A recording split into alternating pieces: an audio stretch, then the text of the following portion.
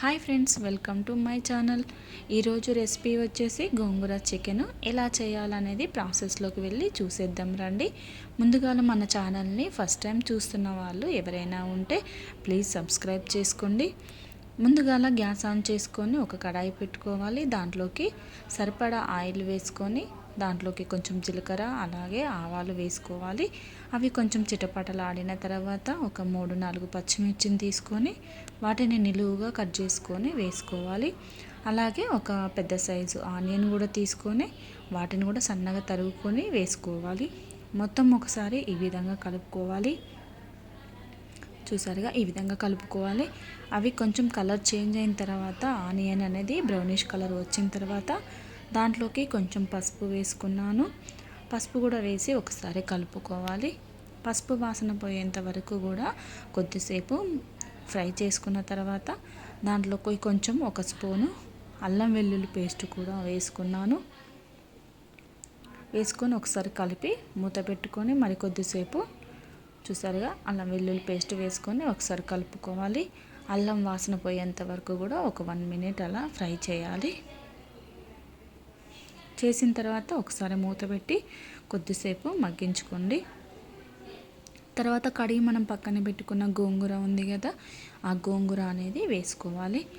వేసుకున్న తర్వాత మూత పెట్టి కొద్దిసేపు ఉడికించుకోవాలి. అలా ఉడికించుకున్నట్లయితే ఆవిరికి గోంగూర అనేది మొత్తం కూడా మెత్తగా అవుతుంది. చూసారుగా, ఈ విధంగా మూత పెట్టుకోవాలి. మూత తీసి చూసేసరికి ఈ విధంగా మనకు మెత్తగా అయిపోతుంది. ఒకసారి కలుపుకోవాలి. మొత్తం అంతా కలిసేలాగా కలుపుకుంటే గోంగూర అనేది మొత్తం కూడా దగ్గరికి వస్తుంది. ఈ విధంగా ఒకసారి కలుపుకోవాలి. కలుపుకున్న తర్వాత కొంచెం సాల్ట్ అనేది వేసుకున్నాను. గోంగూర ఉడకడానికి అంత పెద్ద టైం ఏం పట్టదండి, తొందరనే అయిపోతుంది. తర్వాత మనం చికెన్ ఉంది కదా, చికెన్ కడిగి పెట్టుకున్న చికెన్ని ఒకసారి వేసుకోవాలి. నేను ఇక్కడ చికెన్ అయితే కడుగుతాను, మీరు మీ ఇష్టము. కడిగి ఒకసారి వేసుకోవాలన్నమాట. వేసుకొని మొత్తం ఒకసారి కలిసేటట్టు కలుపుకోవాలి. కలుపుకొని మూత పెట్టుకోవాలి. మూత పెట్టుకొని కొద్దిసేపు మగ్గించుకున్నట్లయితే చికెన్లో నుండి వచ్చిన వాటర్ అనేవి మొత్తం పోయేంత వరకు కూడా ఫ్రై చేసుకోవాలి. ఎందుకంటే ఈ విధంగా ఫ్రై చేసినట్లయితే నీచు వాసన అనేది ఉండదు. ఇలా గోంగూర వేయడం వల్ల కొంచెం పుల్లగా టేస్ట్ బాగుంటుంది. తర్వాత ఒక స్పూన్ వరకే నేను కల్లుప్పు వేసుకున్నాను, అంటే ఉప్పు వేసుకున్నాను. మీరు సన్నది కూడా వేసుకోవచ్చు. ఉప్పు వేసి ఒకసారి మొత్తం కలిసేలాగా ఈ విధంగా కలుపుకోవాలి.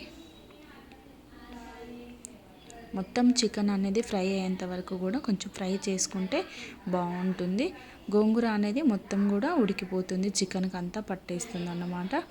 ఒకసారి కలుపుకున్న తర్వాత మూత పెట్టి ఒక 2 నిమిషాల వరకు వాటర్ అనేది పోయేంత వరకు కూడా ఉడికించుకోవాలి. చూసారుగా, వాటర్ అనేవి చికెన్ నుంచి వచ్చి మొత్తం కూడా పోయినాయి. ఒకసారి కలుపుకోవాలి. కలుపుకొని మరొకసారి మూత పెట్టుకొని కొద్దిసేపు ఉడికించుకోవాలి. మధ్య మధ్యలో కలుపుతూ ఉండడం వల్ల అడుగంటకుండా ఉంటుంది. ఇక్కడ మనం గోంగూర వేసుకున్నాం కదా, ఆకుకూర కాబట్టి అంటే అవకాశం ఉంది కాబట్టి అప్పుడప్పుడు కలుపుతూ ఉండాలి. తర్వాత టేస్ట్కి తగినంత కారం వేసుకోవాలి. ఇక్కడ నేను 1.5 స్పూన్ వరకు వేసుకున్నాను. మీ కారాన్ని బట్టి మీరు వేసుకోండి. వేసుకొని మొత్తం ఒకసారి కలిసేలాగా ఈ విధంగా కలుపుకోండి. చూసారుగా, ఈ విధంగా మొత్తం కలిసేటట్టు కూడా సిమ్లో పెట్టుకొని కొంచెము గ్యాస్ అనేది మీడియం టు సిమ్లో పెట్టుకుంటే కర్రీ అనేది మంచిగా ఉడుకుతుంది. తర్వాత మూత పెట్టి కొద్దిసేపు ఉడికించుకున్న తర్వాత మళ్ళీ ఒకసారి కలుపుకొని తగినన్ని వాటర్ పోసుకోండి. మీ గ్రేవీని బట్టి మీరు వాటర్ పోసుకోండి. నేను ఇక్కడ 1 గ్లాస్ వరకు పోసుకున్నాను. చికెన్ అనేది మెత్తగా ఉడకడం కోసం అని చెప్పేసి వేసుకున్నాను కొంచెం వాటరు. వేసుకొని మూత పెట్టుకొని మొత్తం ఒకసారి కలిపి మూత పెట్టుకొని కొద్దిసేపు ఉడికించుకోవాలి.